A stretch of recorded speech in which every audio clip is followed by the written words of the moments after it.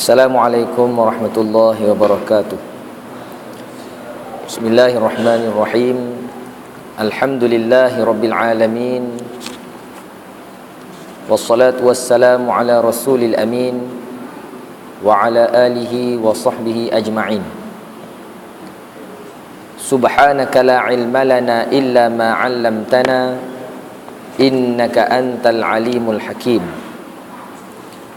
Rabbi shrah li sadri wa yassir li amri wahlul 'uqdatam min lisani yafqahu qawli. Rabbi a'udzu bika min hamazatis syayatin wa a'udzu bika rabbi an yahdurun. Qala Allah subhanahu wa ta'ala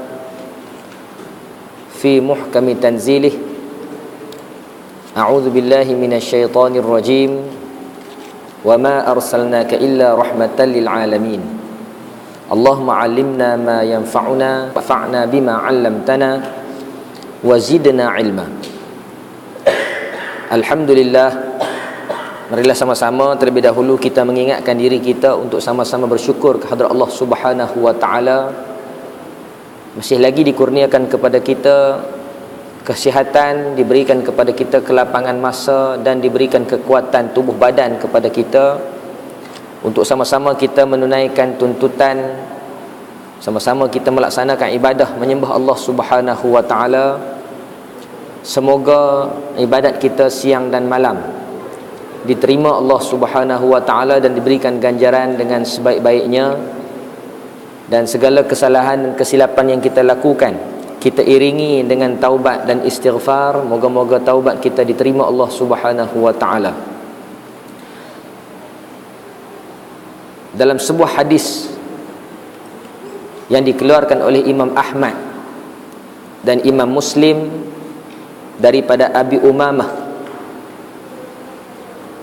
kata Abi Umamah, sami'tu Rasulullah sallallahu alaihi wasallam yaqul, iqra'ul Qur'an fa innahu syafi'un li ahlihi yaumal qiyamah.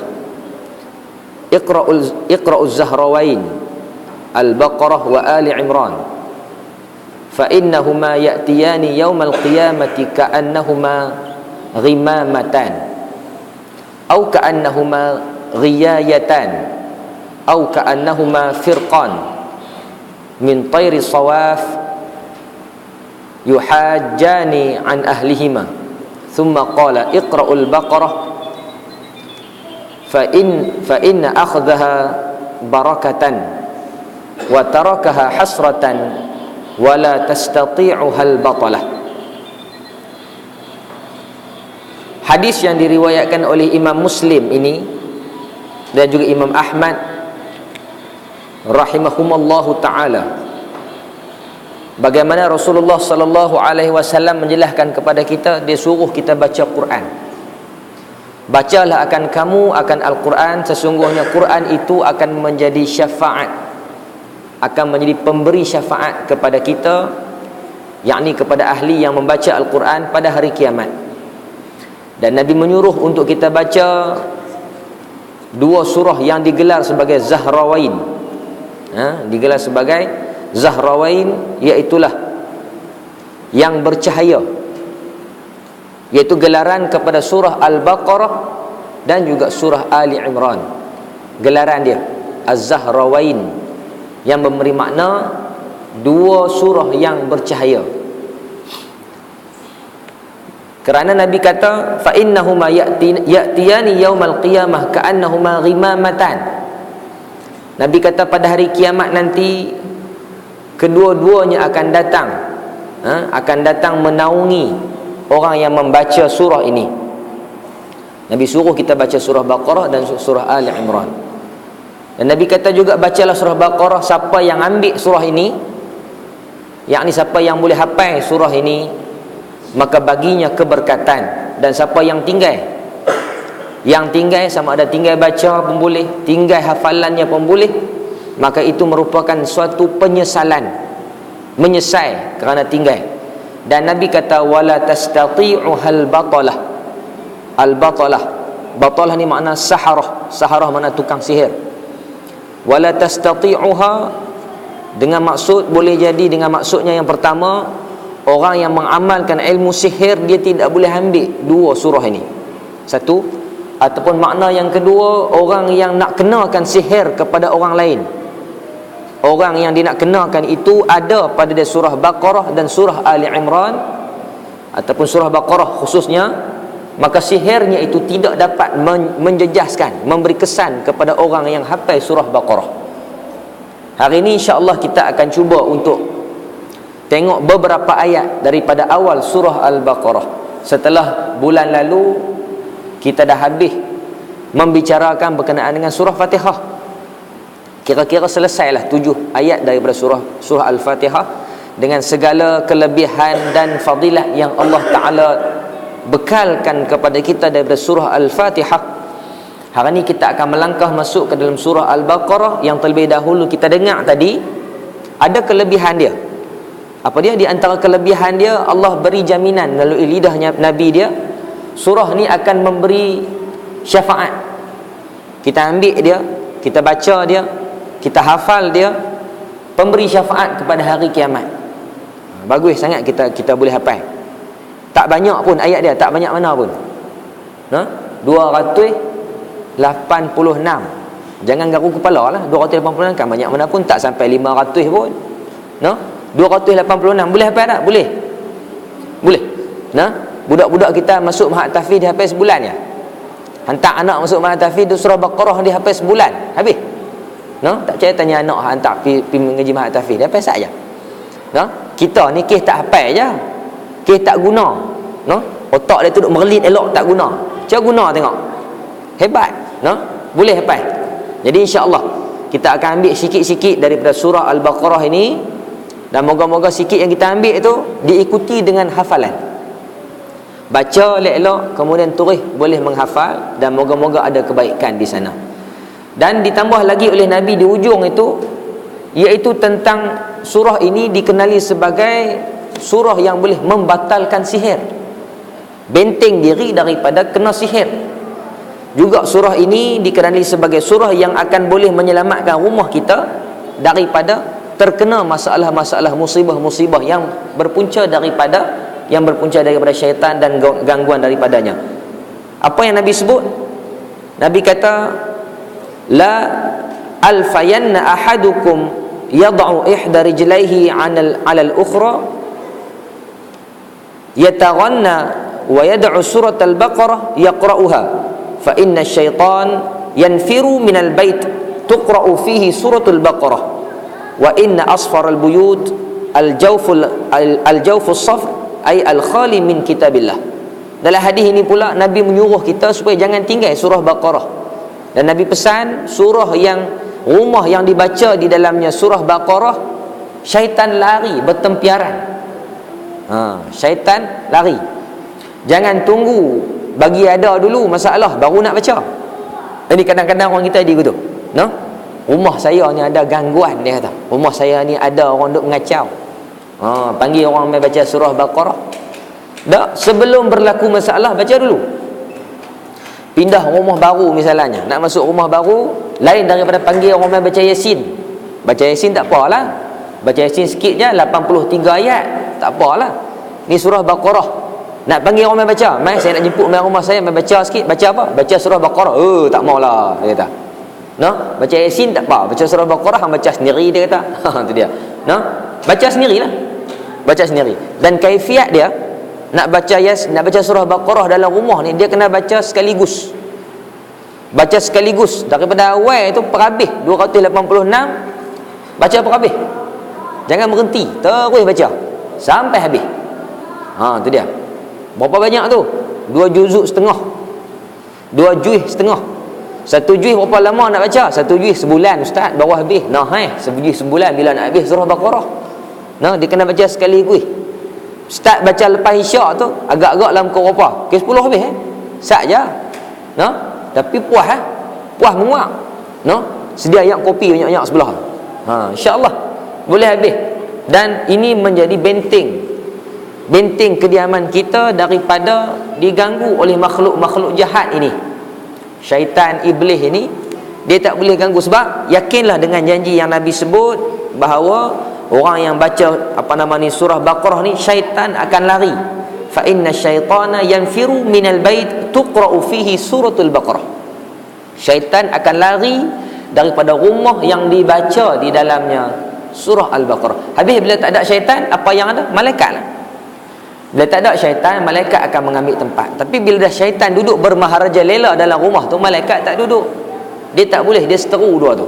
Ada banyak syaitan, malaikat kurang. Yang ada malaikatul maut main lah. Tu dia tak tinggal. Sampai masa dia main, dia tak kira lah ada iblis ke apa ke, dia singgah-singgah juga. Yang tak ada apa dia? Hak lain. Malaikatul rahmah kurang. Malaikat rahmah kurang. Pasal apa? Ada syaitan. Tempat-tempat hak yang memang banyak lungguk-lungguk syaitan ni, malaikat tak suka. Syaitan suka tempat-tempat hak yang busuk, misalnya tempat-tempat hak banyak maksiat dan sebagainya. Hak tu tempat syaitan, malaikat tak suka. Malaikat suka tempat-tempat seperti mana? Seperti tempat orang beribadat. Ni dalam surau kita ni, malaikat berlambak. Tak percaya tengok kiri kanan, ada tak? Nampak tak? Barang siapa tak nampak. Muslimin dan muslimat yang dirahmati Allah, marilah sama-sama kita mulakan. Kita melihat beberapa ayat daripada awal surah Al-Baqarah.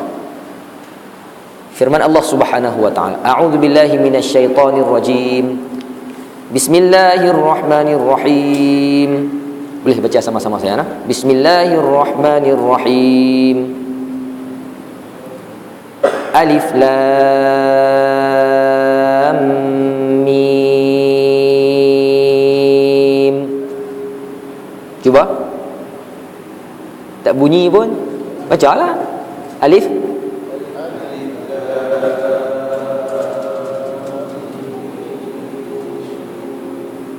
Sedap pun suara. Saja duk simpan buat apa? Bacalah. 4 pahala kan? Siapa baca Quran ni, Nabi kata falahu hasanah. Wal hasanatu bi asyri amsalihha. Siapa baca Quran, bagi dia kebajikan. Dan satu kebajikan itu diganda dengan 10. Dan Nabi kata la aqulu alif lam mim harfun walakinna alifun harfun wa lamun harfun wa mimun harfun. Siapa baca Quran satu huruf, bagi dia 10 kebajikan. Satu huruf 10 kebajikan. Dan Nabi kata bukanlah dimaksud satu kebajikan itu, satu pahala tu alif lam mim, satu huruf tu alif lam mim, tak. Nabi masukkan satu huruf tu alif satu, lam satu, mim satu. 3 huruf, 30 kebajikan. 30 kebajikan tu kira dengan 30 biji ke dah. Satu-satu kebajikan tu kalau Allah nak lipat gandakan jumlah dia, wallahu a'lam, tidak dapat dianggarkan dengan anggaran-anggaran logik kepala otak kita. Baru 3 huruf. Dan bagi baca bagi betul lah. Itu masalah dia. Alif lam mim ni kadang-kadang ada orang baca betul, kadang-kadang ada orang baca tak betul.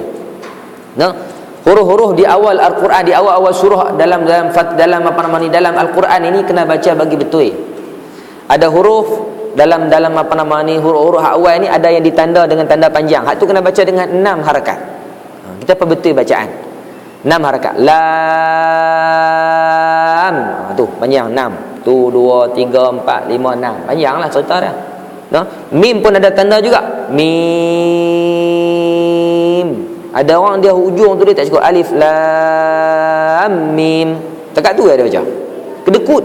Tak hidung mesin. Panjang jugalah. Kemudian dia ada dengung pula tengah-tengah tu. Lam mim. Baru sempurna. Tu baca dia bagi betul. Tak kira lah jadi imam kan, jadi makmum kan, kalau nak baca surah Baqarah ni, baca huruf-huruf ni, baca lagu tu. Bacaannya begitu. Sama dengan tempat-tempat lain. Kita akan jumpa nanti alif lam ra. Alif lam ra. Ra tak panjang. Kita akan jumpa nanti alif lam mim ra. Alif lam mim ra. Ada orang dia tak erti baca. Alif lam mim ra tu kita sudah baca, dia baca apa? Dia baca al-mari. Tu dia. Al-mari. Weh, al-mari tu. Hang pandai-pandai duk reka ayat Quran pula al-mari pula dah. Jangan. Ada orang baca Yasin tu. Ada. Kita baca Yasin, dia baca yes. Yes, dia baca. Oh, tu dia. Tak betul. No? Salah macam tu. Baik. Jadi elok-eloklah kalau kita baca Yasin misalnya. Yasin. Sin tu bagi 6. Ya, sin tu bagi 6. Hak ya tu 2. Satu je. Yasin, Yasin. Begitu je. Nah, bagi betul lah. Bagi betul nak baca. Baik. Allah Ta'ala amat mengetahui dengan kehendaknya dengan yang demikian itu. Alif Lam Mim ni mufassir tidak memberi dia punya makna dia. Ini yang lebih rajih, yang lebih kuat pandangan berkenaan dengan Alif Lam Mim. Walaupun ada orang bagi juga makna Alif Lam Mim tu, tapi makna tersebut tidak kuat berbanding dengan pandangan yang menyatakan huruf-huruf ini tidak dapat kita bagi makna. Tak boleh nak bagi makna Alif Lam Mim, orang tak tahu. Dan kenapa Al-Quran diturunkan dengan begitu? Alif Lam Mim, huruf-huruf di awal-awal, Alif Lam Mim, Alif Lam Ra, Yasin, Qaf, Nun, Yasin dan sebagainya. Dia merupakan salah satu daripada tanda-tanda mukjizat yang terdapat di dalam wahyu Al-Quranul Karim. Kerana bila Allah turunkan Al-Quran dengan huruf-huruf begini, mencabar otak manusia. Apa benda ni? Apa benda huruf-huruf ni? Orang tak boleh nak tahu makna dia. Dan dia menjadi satu daya penarik. Kenapa disebut huruf-huruf ni? Mesti ada sebab. Mesti ada dia punya khasiat dia. Dimulakan surah-surah dengan huruf-huruf begini. Maka orang tertarik untuk tahu selepas tu benda apa. Itu tujuan dia. Tapi awas, berhati-hati dengan rekaan-rekaan palsu manusia. Ada orang buat surah-surah palsu, seperti surah Al-Muslimun. Surah Al-Muslimun tak ada dalam Quran. Dia mula dengan Alif Lam Sad Mim. Hak ada Alif Lam Mim Sad ada. Hak tu surah Al-A'raf. Tapi ada orang reka Quran, dia berbuat Alif Lam Sad Mim. Dia tukar. Surah tu nama surah Al-Muslimun. Direka oleh musuh-musuh Islam untuk nak selewengkan umat Islam. Ayat dia lagu mana? Qul ya ayyuhal muslimun innakum lafi dhalalin ba'id. Tu bunyi macam Quran juga. Tapi faham tak makna dia apa? Kalau tak faham, kita baca dalam sembahyang. Makna dia, katakanlah kamu wahai orang-orang Islam, sesungguhnya kamu itu adalah orang-orang yang sesat amat jauh. Tu dia. Quran, dia kata Quran. Dia dakwa tu ayat Quran. Suruh kita orang Islam mengaku kata kita ni orang yang sesat. Illal ladzina amanu billahi wa masihihi. Melainkan orang yang beriman dengan Allah dan Isa Al-Masih. Itu sahaja orang yang benar, orang yang betul. Kita ni orang sesat. Tu dia. Jaga baik-baik surah palsu. Dia buat masukkan juga huruf-huruf di awal. Di awal surah ini untuk mengabui mata orang. Baik, kita baca ayat kedua. Dzalikal kitabu la raiba fihi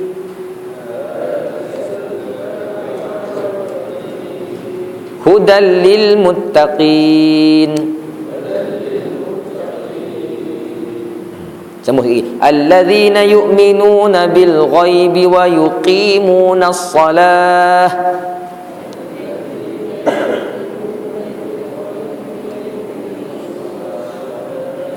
wa mimma razaqnahum yunfiqun.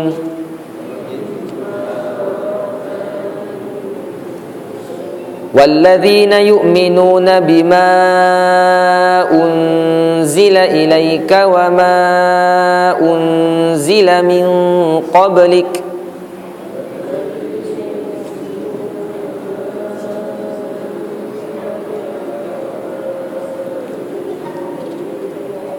wa bil akhirati hum yuqinun. Ulaika ala hudam min rabbihim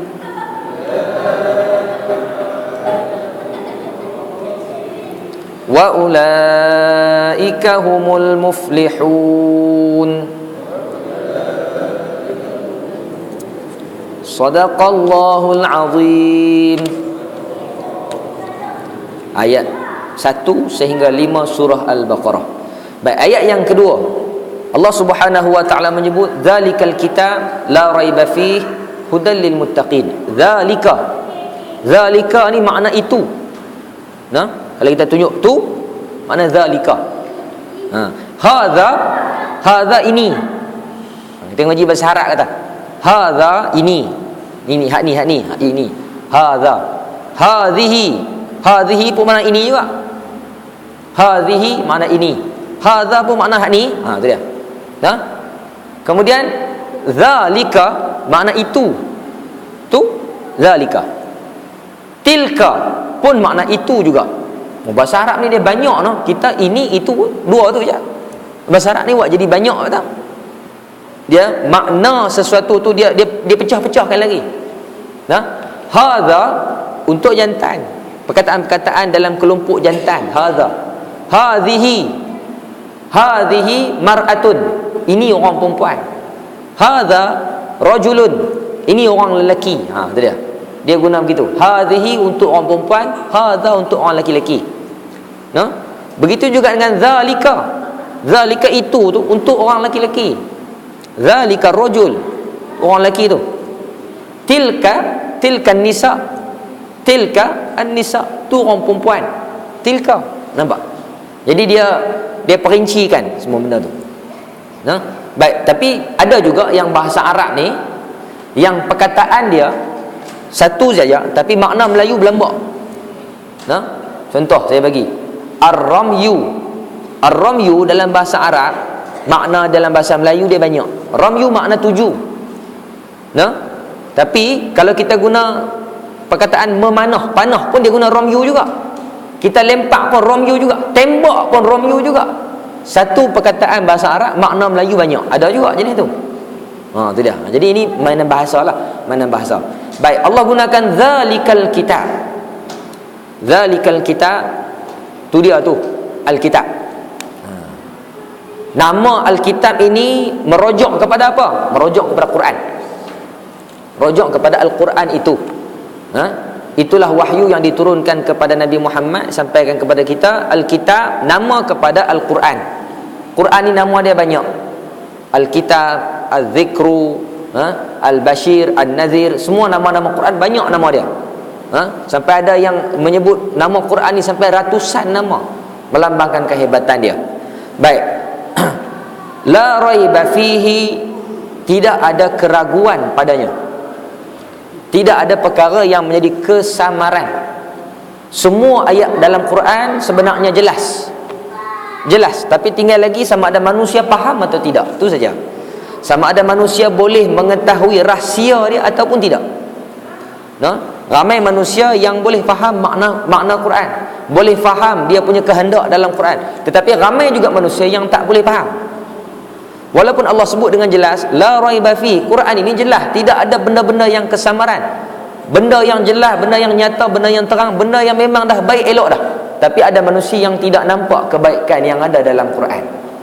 Ramai manusia yang tidak boleh mengambil manfaat daripada ayat-ayat Al-Quran kerana hati mereka ditutupi oleh tutupan yang menjadikan mereka tak nampak. Rupa-rupanya Quran ini adalah hudan lil muttaqin, petunjuk untuk orang yang bertakwa. Baik, Allah sifatkan Al-Quran itu sebagai huda.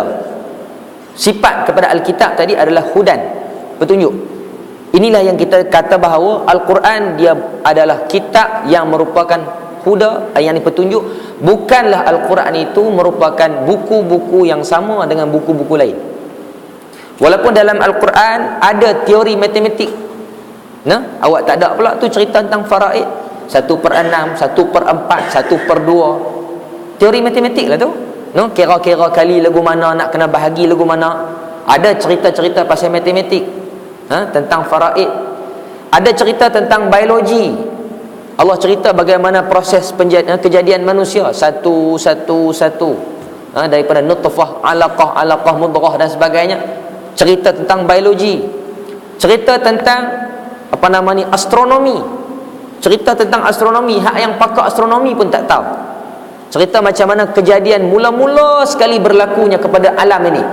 Cerita dalam Quran. Bagaimana berlakunya letupan, orang sebut sebagai letupan gergasi itu. Awalam yaral ladzina kafaru annas samawati wal ard kanata raffan fafataqnahuma. Allah cerita mula-mula bumi ni satu, dia semua sekali satu je, kemudian pecah. Orang kaji-kaji rupa-rupanya ada makna dia. Bagaimana berlakunya letupan kepada bintang menghasilkan wajah ataupun gambar yang cantik. Allah cerita astronomi dalam Quran. Allah cerita tentang masalah hukum hakam dalam Quran. Bukan dengan maksud bahawa Al-Quran ini sebagai kitab perundangan. Bukan, dia bukan buku sebagai satu buku yang kita boleh jadi sebagai rujukan perundangan, tak. Dia bukan sebagai buku teori matematik, dia bukan buku untuk teori sains, dia bukan buku untuk teori apa sekalipun. Tapi Allah sebut dia merupakan petunjuk. Arti dia apa? Arti dia petunjuk ini dia mengatasi daripada teori. Kita cipta satu teori. Teori, contoh teori apa dia? Teori apabila kita menggunakan pisau yang tajam, kita potong sesuatu yang lembut, benda itu akan putus. Itu teori. Pisau boleh memutuskan sesuatu. Itu teori dia. Baik, daripada teori ni kita nak ambil pengajaran dia. Pengajaran dia apa dia? Pengajaran dia ialah sesuatu yang dicipta Allah Subhanahu Wa Taala yang namanya pisau tadi ni. Pisau tadi ni memberi guna kepada kita untuk kita buat kerja. Kita nak masak, kita nak buat kerja nak potong apa kan, nak potong tali dan sebagainya. Pisau berguna. Baik, kita nak ambil pengajaran daripada pisau boleh potong alat, boleh potong sesuatu. Baik, itu teori dan pengajaran. Baik, sama macam segala teori yang ada dalam Quran, termasuklah teori fizik ke, teori sains ke apakah, mestilah semua teori ni bawa kepada petunjuk. Itu makna dia. Tidak boleh orang ambil manfaat daripada ilmu yang ada dalam Quran, dia sekadar teori ilmu. Tak boleh itu. Dia mesti segala teori ilmu ni bawa kepada mengesahkan Allah Subhanahu Wa Taala, bawa kepada petunjuk. Jadi tak betul kalau orang membuat kajian sesuatu tetapi kajian dia tidak boleh mengisbatkan kebesaran Allah. Tak betul. Dia mesti setiap perkara yang dia kaji daripada Quran bawa kepada sekali bawa apa? Bawa kepada insaf, petunjuk Allah. Bawa kepada apa? Merasai kehebatan Allah, merasai kekerdilan makhluk. Yang tu baru betul. Itu sifat Quran. Sifat Quran. Dia datangkan kepada kita macam-macam maklumat, tetapi segala maklumat yang ada dalam ni mesti kamu gunakan untuk mencapai tahap untuk orang yang lebih kenal Allah Subhanahu Wa Taala. Nama petunjuk hudan. Dan petunjuk ini Allah bagi pula lebih spesifik lagi lil muttaqin, untuk orang yang bertakwa. Untuk orang yang bertakwa. Artinya hak tadi ni, segala apa yang ada dalam Alkitab tadi ni, dia menjadi petunjuk kepada orang yang bertakwa. Baik, orang yang mencari daripada Al-Quran ini ramai orang. Orang baik pun cari maklumat pada Al-Quran, orang jahat pun kaji Quran, musuh Islam pun kaji Quran. Orang talis pun hafal Quran. Jadi semua orang tadi ni boleh ambil lah daripada Quran itu. Tetapi adakah mereka ini orang yang mempunyai, kita kata, bakat untuk dapat petunjuk? Orang yang boleh dapat mencapai tahap boleh ambil hidayah daripada Quran ini hanyalah orang bertakwa. Hanyalah orang yang bertakwa. Siapakah orang yang bertakwa? Banyak ayat dalam Quran jelas tentang orang yang bertakwa. Nanti kita akan tengok. Termasuklah ada kalam-kalam daripada sahabat. Satu kalam yang masyhur yang selalu kita dengar, yang disebut oleh Sayyidina Ali karamallahu wajhah. Dia menjelaskan makna takwa. Apa makna at-taqwa? Khaufun minal jalil wal amalu bit tanzil wal qana'atu bil qalil wasti'dad li yaumir rahil. Itu satu kalam yang masyhur yang selalu kita dengar bila bulan puasa, yang cerita makna takwa. Itu dia nah. Bukan makna takwa. Takwa. Hak kita duk kata takut tu. Apa makna takwa di sini? Kata Sayyidina Ali, makna takwa ialah khaufun minal jalil, orang yang takut kepada Allah yang maha mulia. Takut apa? Takut daripada amalan kita tidak diterima. Takut kita buat amalan banyak, Allah tolak. Sampai ke akhirat esok tengok kosong. Seriau. Tunggu terbaliklah kita semayang. Dengan semayang hak orang nampak, semayang tengah malam siapa tak nampak, semayang subuh gelap-gelap main dah. No, semayang taubat pula, semayang hajat lah lagi lah, macam-macam semayang kita buat. Tu baru semayang dia. Belum puasa lagi, puasa sunat Isnin Khamishnya, puasa sunat hari bayat lah, puasa sunat hari Arafah lah, apalah, macam-macam puasa kita puasa. Tengok-tengok sampai akhirat kosong. Seriau. Tu. Ataupun takut yang kedua, takut juga daripada dimasukkan ke dalam neraka. Seriau. Nah? Takut. Allah sebut sullatum minal awwalin wa qalilum minal akhirin. Orang nak masuk dalam syurga ni kata Allah, sullatum minal awwalin, ramai di kalangan orang hak awal-awal dulu, di kalangan para sahabat, tabi'in, tabi'in, ni golongan yang awal. Wa qalilum minal akhirin, tapi orang nak masuk syurga di kalangan orang hak ujung-ujung ni sikit lah. Kita dengar tu, ya Allah, melengung. Macam mana? Dah lah aku pun tak berapa hari nak hidup ni. Kalau lah mati masuk neraka, ruginya rugi. Tu dia. Duk fikir seorang-seorang, takut masuk ke dalam neraka Allah Subhanahu wa taala. Tu takut. Itu yang kata khaufun minal jalil, takut terhadap Allah yang maha mulia. Nah. Kemudian yang kedua, wal amalu bit tanzil. Beramal dengan apa? Beramal dengan kitab yang diturunkan. Allah turunkan wahyu Al-Quran, kita nak praktis, kita nak amalkan. Banyak mana kita boleh buat? Sikit aja. Kita boleh buat sikit-sikit. Tak banyak mana yang kita boleh buat daripada Quran ini. Banyak lagi hak kita tak boleh buat. Pasal kita tak tahu macam mana nak buat, nak beramal dengan Quran ni banyak. Jadi kita nak tengoklah serba sikit, moga-moga hak kita duk mengaji sikit sebanyak ni boleh jadi kita orang yang reti nak beramal dengan Quran. Hak macam tadi kita kata tadi ni, awal-awal kita bagi dah apa dia? Amal dengan surah Baqarah. No? Dapat dah satu. Cara nak beramal dengan surah Baqarah, baca surah Baqarah dalam rumah. Hafal surah Baqarah tu dalam diri. Itu cara nak beramal dengan dia. Baik. Lalu Allah Subhanahu wa taala baru dua tadi ni. Wal amal bit tanzil wal qanaah bil qalil, sikit dengan bahasa qanaah dengan rezeki yang sedikit yang Allah bagi. Dan yang keempat, membuat persiapan untuk hari berangkat bertemu dengan Allah Subhanahu wa taala. Buat preparation. Himpun banyak-banyak pahala sebelum mati. Baik. Kemudian Allah menjelaskan pula dengan lebih terperinci. Yang ni, mentafsirkan ayat Quran, mentafsirkan ayat Quran. Alladzina yu'minuna bil ghaib wa yuqimuna as-salah wa mimma razaqnahum yunfiqun.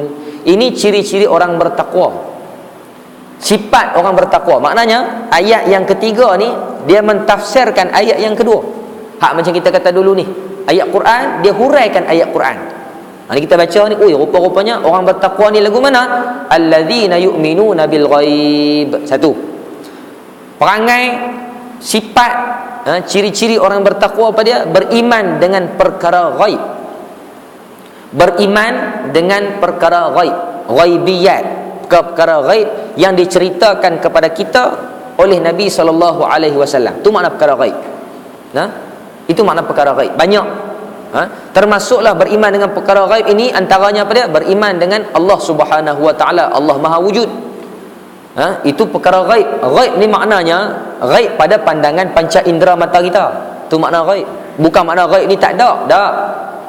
Ghaib ini maknanya panca indera kita tak boleh nak capai.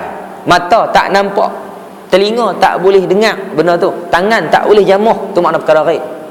Beriman dengan ghaib lagi apa dia? Beriman dengan malaikat, beriman dengan apa? Beriman dengan adanya makhluk Allah yang namanya jin. Percaya ada jin. Syaitan ada. Tapi pasal apa tak ada dalam rukun iman? Beriman kepada syaitan tak ada pun. Jaga baik tuan-tuan. Ada orang tambah beriman kepada jin. Tak tahulah pasal apa dia pergi tambah. Rukun iman kita kata 6 tu, dia tambah tu lagi, beriman kepada jin. Dia kata perkara ghaib. Ya betul, benda tu wujud tapi tak ada dalam rukun iman. Tak ada dalam rukun iman. Dia ada dalam bab lain.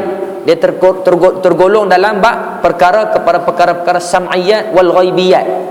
Hak tu, syaitan, jin, semua ni, sirat, titi siratal mustaqim, hisab, syurga dan sebagainya. Pada waktu lah ni ghaib bagi kita. Tu dia. Baik, jadi orang yang beriman dengan perkara ghaib ini pertama sekali. Beriman dengan perkara ghaib ini kesan dia apa? Kesan beriman dengan perkara ghaib, dia beramal dengan ikhlas. Bila mana orang beriman